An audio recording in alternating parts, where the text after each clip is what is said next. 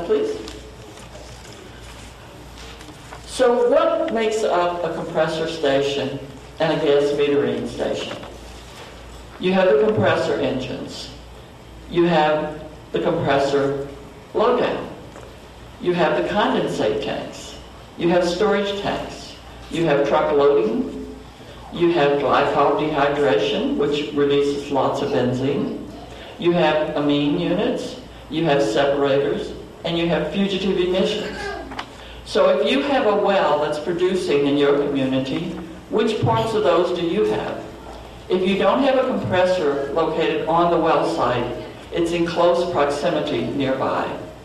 So just because we're talking about compressors in dish, you also have compressors in association with the wells, as well as you have them along pipeline corridors. Condensate tanks. They keep saying that the condensate, that the gas in this area of the Barnett Shale is dry gas, and it doesn't make much condensate. Well, it does, and they're condensate tanks. The emissions from the condensate tank are really, really severe. And at each condensate location, there's a truck loading where they move the condensate from the tank into the truck for the truck to haul it off. So you have emissions when the tank is loaded, and then when they transfer it to the truck, you have emissions there as well. And that's at production locations, as well as the compressor stations and dish. And then you have separators, drying units, all of these. So you have a mini compressor station near your well or on the site of your well. Next, please. So when you permit a facility like this, it's a permit by rule. That means you send in a sheet of paper, and in a few days you get another sheet of paper back with your permit number on it. And that gives you the right to operate that compressor station or compressor at your production site. So here you can have 25 tons a year of all the volatile organics. Volatile organics are known and suspected to cause cancer. 25 tons a year under this permit by rule. 25 tons a year of sulfur dioxide, smelly, rotten egg sulfur compounds. 250 tons of nitrogen oxide and 250 tons of carbon monoxide.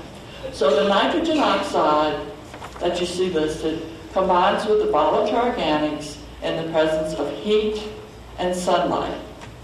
So here in Fort Worth, in Dish, in Dallas, in Louisiana, we have lots of heat and lots of sunlight. And those combine to form ozone. Ozone levels go up.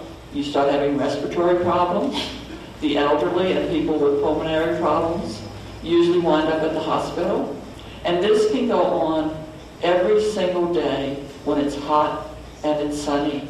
Usually the levels build up in the afternoon, sort of cook all morning and build up in the afternoon, and after the sun goes down, they sort of go down. But if you had one of these locations near you, you could be suffering the health impacts of the formation of ozone in addition to the health impacts of the volatiles, which we'll talk about in a minute. Now this is a permit by rule. So there's one of the cross tanks at Justin Compressor Station. It has a compressor engine, it has a condensate tank, and it has, of course, a truck loading facility to come and get the condensate and haul it off. The permit by rule application has a limit of 23.34 tons. Remember, that's under the 25 tons of VOCs, just under. But the emissions from just the condensate tank are 22 tons a year. And they could put a vapor recovery unit and reduce it down to probably about 1 ton a year. But there's no incentive, so that tank is venting 22 tons a year of volatile organics into the area where the residential areas are right around the compressor station. Other compressor stations, when you look at the condensate tanks, are 4 to 9.6. and that's without the vapor recovery system. So this can be in your community, at your quote well, as well as at the compressor stations. Next, please. He wants to wash. And so as I'm standing here today, I don't like to be the bad guy that just tries to put a big sad face on everybody, but I want to tell you the truth, is that there are dangers out there, and especially if it's close to your home, especially if you're in a situation where you can smell those smells. Because the truth is, we don't really have, just as people, our sense of smell really is comparatively not that sensitive. And I say this because you can be receiving well over 10 parts per million of benzene, and you won't be able to smell it. It takes much more than that before you can even smell it. So my point is, you can be getting a dangerous, low-dose exposure to benzene continually and not have the benefit of your nose being able to tell you that you're breathing it. So I didn't want to take up too much time here. I want to tell you about those things in terms of the risk of benzene, the exposure that you have. But we live, and as many of you can see, and I see the frustration that many people have, is that what can we do? How do we deal with this problem? And the truth is, many times when you try to go through fighting it with government and the regulatory agencies that we have, that many times were created to protect the public. Quite frankly, it doesn't work like we think that it should. And a lot of times that's where I've come in before in the past, is you know that yes, ultimately, but we don't want it to come to that point to where somebody is sick and saying, yes, and I have leukemia now because there was that well in my backyard. I applaud all of you for being here because I know you're concerned.